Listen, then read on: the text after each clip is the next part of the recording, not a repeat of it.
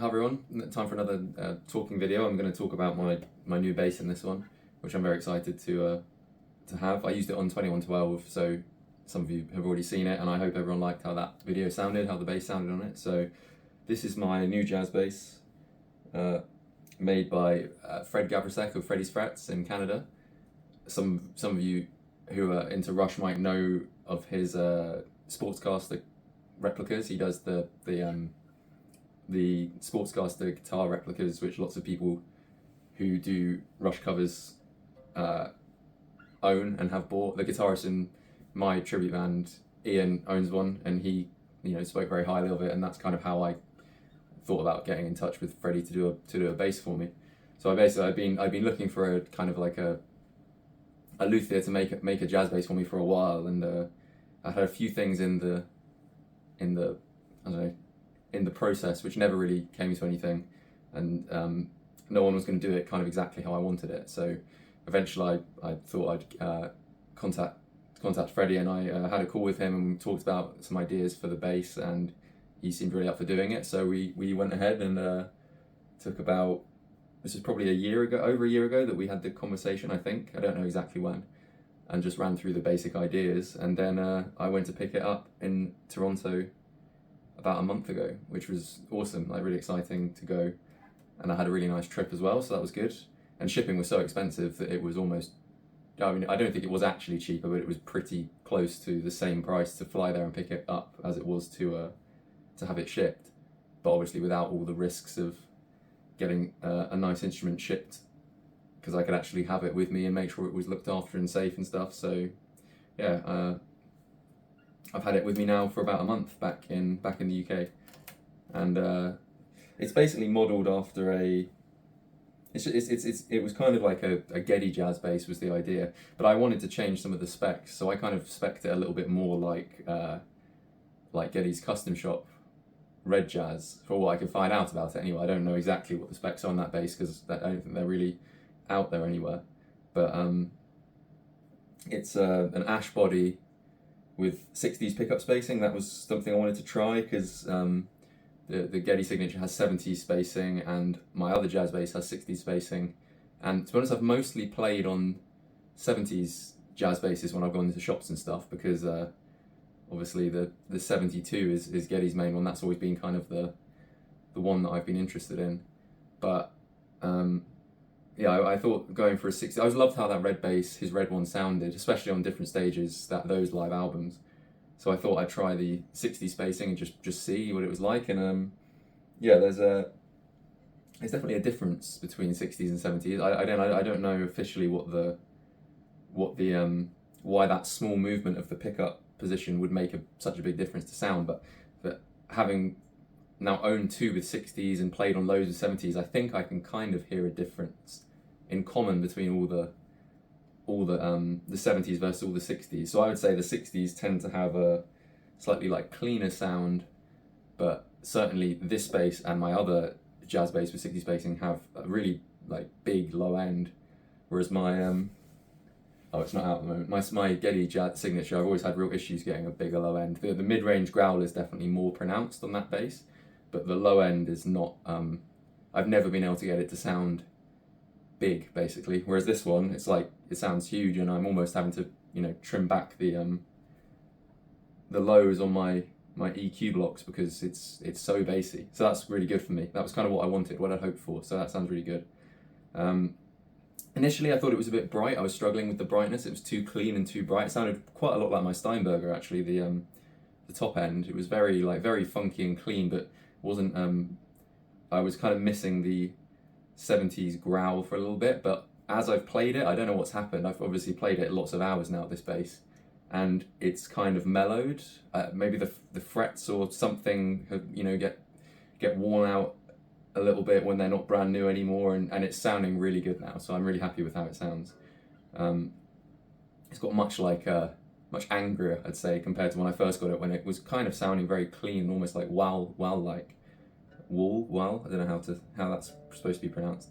So yeah, the specs, so it's an ash body with a flame maple top, which looks amazing in the trans red finish like Geddy's. That was kind of the the colour that I wanted was just to basically be close to Geddy's red one, because I love that bass, how it looks.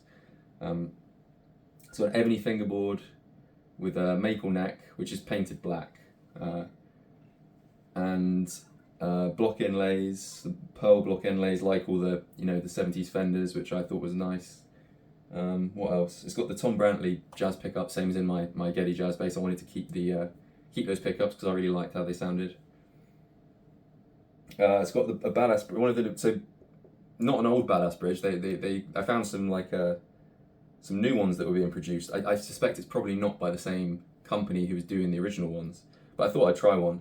And they actually have grooves in them now, preset grooves, which is good for me, because I don't know if anyone ever knew or noticed, but I actually had on my Geddy jazz, I actually never used the groove that was there. I'd just over the years didn't even notice it until a few years ago, but I'd played it out of the groove so much that it had actually created its own new groove, and it was very close to the D string, and I really liked having those two strings a little bit closer together for some reason. I guess it's for stuff like YYZ, when you're playing fast between the two strings, it's nice to have them close together. So on this one, obviously with these grooves now, I can put that closer to the D string and then have the rest of them spaced normally, which is nice. That's a cool feature. What else should I talk about with this? So the colours, I kind of wanted to combine two. I kind of wanted to go for his red jazz bass and his red Wow Mark II Wall. I'm gonna go with Wall. We'll call it a Wall. His Mark II that he used in Roll the Bones. I really like the colour combination of that bass. So I wanted kind of the black and gold hardware with the red body, but his Wall was kind of like a deeper red. It was more like a maroon colour, whereas I wanted more of a a brighter red like his jazz bass. So yeah, this is that's the general summary. Freddie did a logo for this bass, which I think is very cool. Looks nice and kind of old school. And I wanted to call it this bass Ekko, obviously as a reference to also for the kind of era of Geddy's bass playing around the Test for Ekko era, which I really like, and the era that I kind of fell in love with that red custom shop bass of his. But I also quite like the idea of I've spelled it with the K's as well. Like I think it's a Scandinavian Norwegian way of spelling Ekko or something like just to make it a little bit different. But also the Ekko as being a sort of a this is obviously based on an idea from Leo Fender's idea for a bass, and I thought that all the jazz bass clones now are kind of like echoes through time of that idea. So this is an iteration of maybe like an echo of that original idea. So yeah, this is my new bass, and it sounds wicked, and it'll probably be mainly featuring in my videos now. I don't think I'll do many others with other basses. I didn't talk about the neck as well. So the neck's one of the problems I ran into with having a jazz bass made for me the way I wanted was that people seem to be unwilling to do the neck as thin as I was asking for.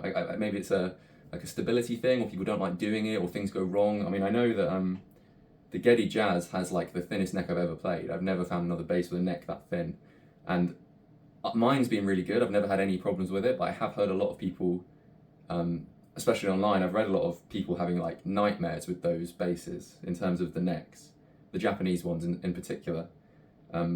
So I guess there's risks with a really thin neck. So this neck in from top to bottom is the same as my Geddy. From back to front, it's still thin. It's slightly thicker than my Geddy Jazz, but it's still thin enough so that it's very comfortable to play.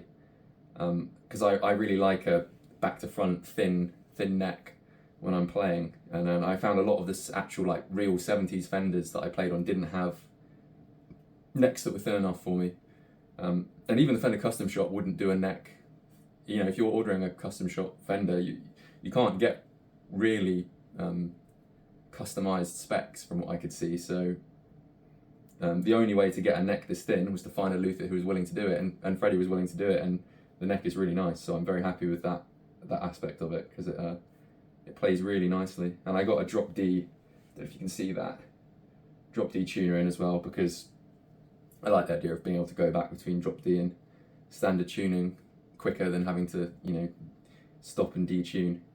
And it might come in handy for certain songs as well. For example, lock and key. I think I'm thinking about doing lock and key in drop tuning, so I can get that low note in that Geddy didn't bother with. And obviously, it's nice in a gig to not have to stop and tune up, so I can just flick the thing. And I play in drop D a lot at the moment, so it's nice to have that option. But yeah, that's the bass. So very happy with it so far, and hopefully going to do a lot of cool playing on my channel with it. And yeah, I hope everyone likes how it sounds. And I could also do a comparison video between this one and my other jazz basses if anyone would want that kind of thing. That could be a fun little video. And also, if any of you guys have got experience with 60s versus 70s jazz basses, I'd be very interested to hear what everyone else has experienced with those differences. Because, like I said, I think I can kind of hear something which is in common between the various 60s and 70s that I've played. But again, you know, it's not scientific. It's just purely anecdotal. And yeah, I'd like to know what you guys think. So anyway, that's the new bass. Hopefully that was interesting, and plenty more stuff coming soon featuring this bass. And yeah, I'm gonna mix it up a bit soon and do some more interesting stuff which I haven't done on this channel before in terms of the kind of bands I'm going to be covering. So hope that's exciting, and you know, look forward to putting it out and hope you'll enjoy it. Thanks for watching.